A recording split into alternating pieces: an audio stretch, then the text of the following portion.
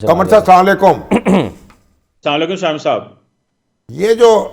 आज Washington post ने तो बड़ी तफसीली रिपोर्ट छाप दी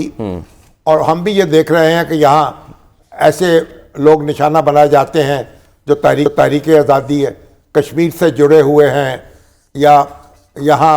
जो हम अपने भाइयों की मदद कर रहे हैं अखलाकी तौर पर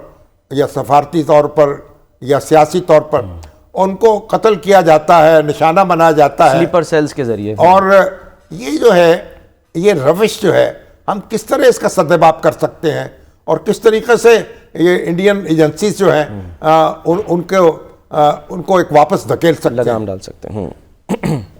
बहुत शुक्रिया शामी साहब। सलमान साहब, देखिए शामी साहब, आप खुद अपने इंट्रो में कह रहे थे जिस तरह के इजराइल इस तरह के काम करता था और अब उन्होंने भारत में भी करने शुरू कर दिए हैं। मैं समझता हूं कि भारत का ये सारे का सारा जो नेटवर्क था ये एक्सपोज हो गया है शामी साहब। उसकी वजह यह है कि पाकिस्तान तो बहुत पहले से लगा हुआ कह रहा था कि देखें इंडिया पाकिस्तान के अंदर ऐसे लोगों को टारगेट कर रहा है। शामी साहब, आपको पता है पिछले साल कतर ने 9 नेवी के जो इंटेलिजेंस के लोग थे उनको पकड़ा, सजाएं मौतें दी। नरेंद्र मोदी ने जाके स्पेशल रिक्वेस्ट की कतर से और उनको माफ किया गया। मैं कतर की बात कर रहा हूं। कनाडा से शामी साहब इसी वजह से और अमेरिका से जो रॉ चीफ है उनको निकाल दिया गया और ये 50 साल बाद ये ऐसी वाकया हुआ है कि इस वक्त इंडिया की रॉ की प्रेजेंस नॉर्थ अमेरिका में मौजूद नहीं है। शामी साहब, पाकिस्तान तो शोर मचा रहा है, बात कर रहा है इंटरनेशनल कम्युनिटी को कि स्टेट स्पॉन्सर ऑफ टेररिज्म इसे कहते हैं कि आप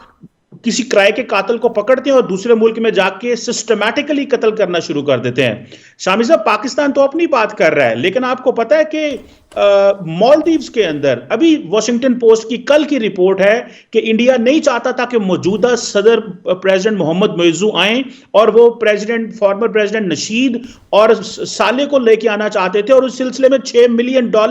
ये वॉशिंगटन पोस्ट कह रहा है कि $6 मिलियन भी रख लिए गए थे कि अगर नशीद जीत भी गया तो उसको इंपीच करें। सो इंडिया के ये जो फुटप्रिंट्स हैं जिसमें वो नॉर्थ अमेरिका में भी एक्सपोज हुआ है, मिडिल ईस्ट में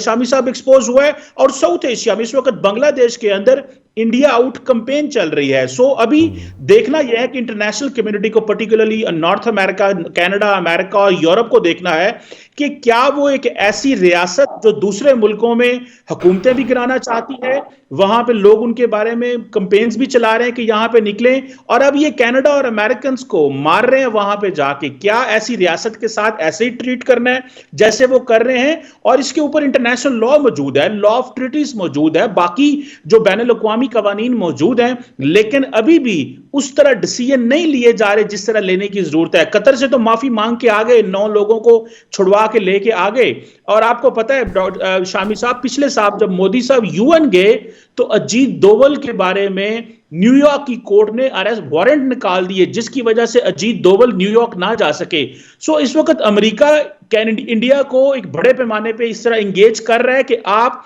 ये जो आपने डेथ स्क्वाड्स बनाए हुए हैं पूरी दुनिया में, इन डेथ स्क्वाड्स का खात्मा करें, अपने लोगों को अकाउंटेबल ठहराएं। और इंडिया माना है कि हम ऐसे लोगों को सजाएं दे रहे हैं जिन लोगों ने अमेरिका के अंदर जो सिख रहनुमा पन्नू को कत्ल करने की कोशिश की। कनाडा ऑलरेडी कह चुका है, कनाडा की पार्लियामेंट के इस जो इंडिया के होम मिनिस्टर अमित शाह हैं वो इन्वॉल्व थे कनाडा के अंदर जो कैनेडियन सिटीजन निजर के कत्ल में। सो क्वेश्चन सिंपल सा है, पाकिस्तान का केस शामी साहब प्रूव हो चुका है दुनिया के सामने कि हम जो बात कर रहे थे वो कनाडा भी कह रहा है, वो कतर भी कह रहा है, वो मालदीव्स भी कह रहा है, वो बांग्लादेश भी कह रहा है, वो अमेरिका भी कह रहा है। अब सवाल यह है कि क्या दुनिया ने एक्शन लेना है या कि इंडिया को एज ए लाडला रियासत के तौर पे छोड़ देना है कि हाँ जी ये कनाडा अमेरिका में कतर भी कर सकता है, ये कतर में आके इंटेलिजेंस एजेंसीज में अपने लोगों को डाल सकता है, ये मालदीव्स के अंदर लीडरशिप चेंज कर सकता है। यानी कि कोई सोच सकता है कि इंडिया जो है वो मालदीव्स के अंदर एक ऐसे कैंडिडेट के ऊपर पैसा लगा रहा था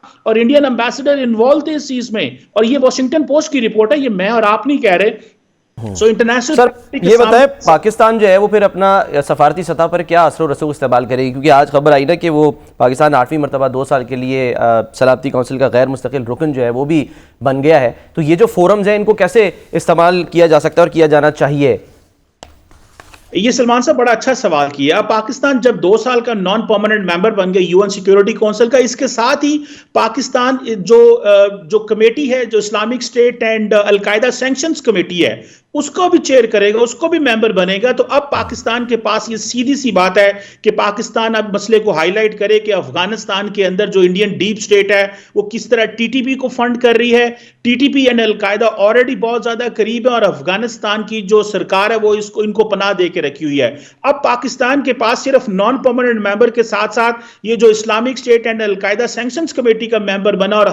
हमारे पास अब ये एक जिसे कहते हैं एक फोरम आ चुका है और इस फोरम का इस्तेमाल एक तो ये किया जा सकता है, दूसरा इन्हीं रिपोर्ट्स का इस्तेमाल करना है। देखिए पहले हम डॉसियर्स देते थे P5 को और कहते थे देखें जी ये पाकिस्तान में इन चीजों में इन्वॉल्व है। अभी हमें डॉसियर्स के साथ साथ उन हुकूमतों, अब देखिए ना कनाडा के साथ डिप्लोमेटिक जो है वो रिलेशंस बहुत डाउनग्रेड हो चुके हैं। अब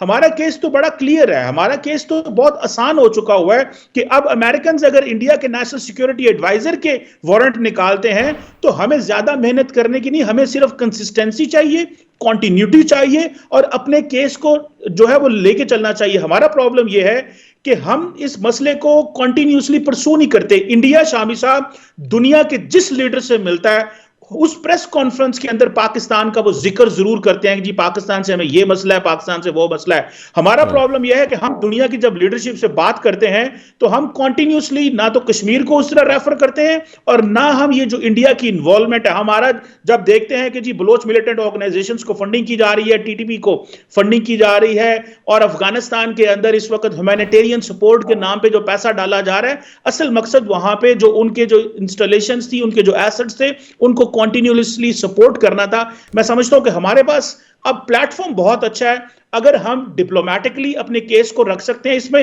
हमारे वजीर खारजा को चाहिए ना दुनिया को बताएं, क्यों नहीं हम बीबीसी, CNN और इंटरनेशनल मीडिया में जाके बोलते, क्यों हम अपने केस को ग्लोबली पेश नहीं करते, क्यों हम अपने इस केस को इतना साइलेंटली छुपा के रखते हैं। मुझे इस चीज की समझ नहीं है कि पाकिस्तान जिसका केस पूरी दुनिया के सामने प्रूवन है कि हमारे मुल्क के अंदर स्टेट टेररिज्म हो रही है और इसको हम अगर प्रूव ना कर सकें और हम इस चीज का इंतजार करते रहें कि जी हमारे शायद ताल्लुकात बेहतर हो जाए। ताल्लुकात बेहतर होने होते तो शामी साहब जो क्रिकेट के साथ उन्होंने किया, उन्होंने कहा जी क्रिकेट टीम हम नहीं खेलेंगे 2027 तक, तो इसका मतलब है 2027 तक जब क्रिकेट टीमें नहीं जाएंगी तो बातचीत कहां होगी। सो शहबाज शरीफ गवर्नमेंट साहब को चाहिए कि वो एक ऐसा स्टांस लें, बिल्कुल ताल्लुकात चाहते हैं लेकिन बराबरी की सतह पे। अब दुनिया को हमारा केस समझ आ गया है और वो केस तभी चलेगा अगर हम कंटिन्यूटी रखेंगे, प्रेशर बिल्ड करने की जरूरत है। चले ठीक है, बहुत बहुत शुक्रिया कमर चीबा साहब। अब सर डार साहब को तवज्जो देनी चाहिए। आज और तो असल मामला तो यही ना, बिल्ली के गले में घंटी कौन बांधे। अच्छा, क्योंकि इंडिया जो है माशी जाहिर तौर पे है, भी हमारा एक प्रेशर तो रहना चाहिए, आवाज भी बुलंद करनी चाहिए दुनिया के फोरम्स जो हैं। तो जाहिर है अब तो गए तिनके तन्हा था मैं अंजमन में, अब यहाँ मेरे अब राजदा और भी हैं। अच्छा, अब तो कनाडा भी देखे ना, उनके साथ सफारती ताल्लुकात मजरू हो चुके हैं।